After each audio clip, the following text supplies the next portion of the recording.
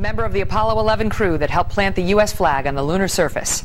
Now, nearly 45 years later, former astronaut Buzz Aldrin is sharing new details about a possible UFO sighting during the famous moon landing mission. Trace Gallagher explains. Trace? What happens, Megan, is the astronauts aboard Apollo 11 were 3 days into their flight to the moon when they asked Mission Control a simple question that nobody picked up on, even Mission Control. Listen. Do you have any idea where the S4B is with respect to us? Stand by. The S4B the astronauts referred to was the final stage of the rocket that had separated from the capsule 2 days earlier. The reason the astronauts wanted its location is because Buzz Aldrin, the second man on the moon, saw a mysterious light outside the window that was moving right alongside the capsule. Here's what Aldrin told Discovery Channel back in 2005. There was something out there that was close enough to be observed, and what could it be? That's what UFO enthusiasts wondered. What could it be, and why did Buzz Aldrin wait 36 years to reveal that he saw something? But it gets better, because when the astronauts asked where that S4B portion of the rocket was, Mission Control answered that it was more than 6,000 miles away, so it was not lingering outside the capsule's window. Well, now Buzz Aldrin tells the website Reddit that he does not believe that a UFO was trailing Apollo 11. He thinks it was a panel still attached to the capsule, saying, quoting here, "I feel absolutely convinced that we were looking at the sun reflected off one of those panels. Which one? I don't know. So technically, the definition could be unidentified." But he does believe there is life out there somewhere, and maybe he's just not telling us the whole story. Megan. Very interesting. Trace, thank you.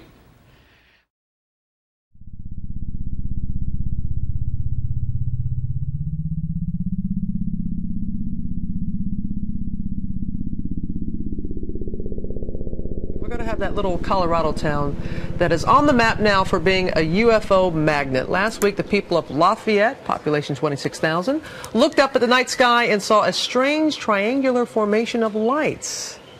The video has gone viral, so Clayton Sandell went there to see what's up. One thing's for sure. What the hell is that? People in Lafayette, Colorado don't know what they saw last week, hovering above their homes. I don't think it was an airplane. Definitely not. When it flew over, there was just this really weird energy. They're just like levitating there. Lester Valdez saw the lights, along with all of his neighbors. I have never witnessed anything like that, though. He says they were kind of like those tiny, bright alien ships from Close Encounters of the Third Kind. It was exactly something like that, where you see an object, and they all just kind of got into a pattern. They're just like, yeah, they're just hanging there, barely moving. Leroy Vandervet and his son Nick managed to capture them on camera. It was completely quiet, no noise at all. Leroy doesn't know what it was either, but he is sure that it wasn't a satellite, wasn't a helicopter, and he says it wasn't an airplane. Skeptics say there must be a perfectly good explanation, one that doesn't involve little green men. The idea of it actually being like an alien spacecraft it's pretty wacky. Beyond that, it's still a mystery. We tried calling the FAA for help. They refused to speak with us. It is possible this is all a hoax. After all, Lafayette isn't too far from where Balloon Boy's UFO took flight. If I lived to tell this, oh my gosh. For now, it's clear this is an unidentified flying object. But is it really extraterrestrial? E.T. phone home. Or just plain old terrestrial? Clayton Sandell, ABC News, Lafayette, Colorado.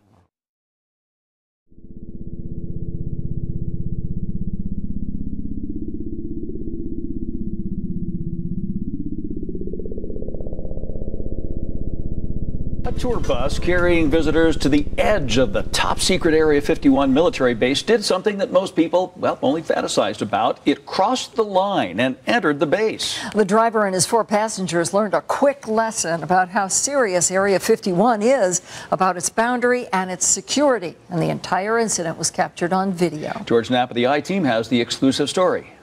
In the 25 years since our reports first put the once unknown base on the map, tens of thousands of curious people have trekked out to the desert to take a peek. A few have tried to slip into the base and were quickly scooped up. As far as we know, this is the first intrusion caught entirely on video, and it nearly caused a shutdown of the regular tours. Well, look how bright it's getting. Look at it now.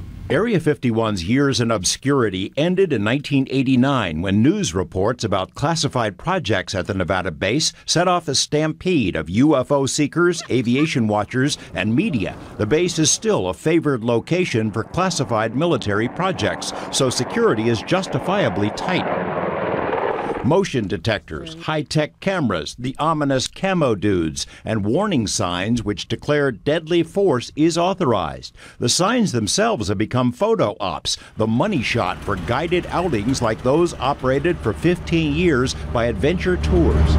That in last August, that the CIA finally declared that it was a legitimate area, military installation. Some of them are just curious. They don't know what it's about. Other people believe that they've been abducted. Other people believe they are actually aliens and they want to go out there to hopefully get back home. We get all kinds of people. Co-owner Donna Tryon says the typical tour includes stops at main shrines of Area 51 lore, the E.T. highway sign, the Little Ailey Inn, and the Holy of Holies, the very edge of the base itself. But there's one thing the tour most certainly does not include. The point at which our journey must stop. Our guides have been known to tell the passengers that, you know what, you can't go over that line, and if you step foot over that line, you're on your own. A major mothership. But on May 28th, it happened. Driver Dennis Ryan and his 4 passengers, all of it recorded inside and out. The video shows Ryan and group having a good time, zipping toward the edge of Area 51. At precisely the wrong moment, one of the tourists asked Ryan a question about sports books. It was just enough of a distraction that he blew right past the warning signs and kept on going. After 45 seconds or so, Ryan started looking around, wondering where the camo dudes were. Was it a white truck on the... Less than 2 minutes after crossing the boundary, the passengers inform Ryan that the white truck is right on their tail. I can't believe it. I cannot believe this. Both on each side of the vehicle, there's a gentleman that in full military garb gets out. The one on the passenger side, he had a full automatic rifle. What'd they say? You went over the line. You went over the line, that you are trespassing on military installation. Inside the vehicle, the tourists, a couple from the UK and a mother and son from the East Coast, thought it was all part of the tour, actors playing their parts. Well, we're going to let your company know that you took us the extra mile, that you put us into this situation, and you know, they were just as much, they thought it was part of the whole process.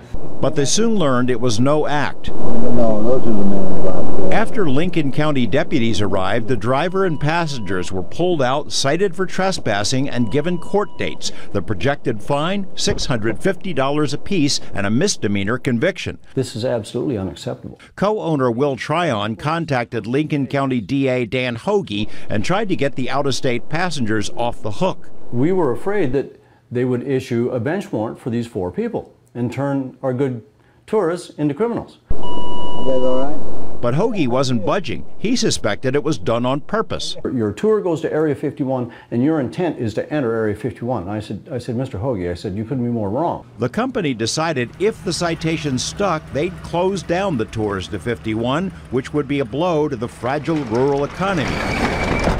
What the DA didn't know until the I-team contacted him is that the incident was on video. One look at the video and the expressions on these faces, and the DA knew it wasn't intentional. The driver has to pay, but the passengers don't. You're going to be famous, you know that. The driver who blew through Area 51. Great, great. No, I'm barred for at least two years now.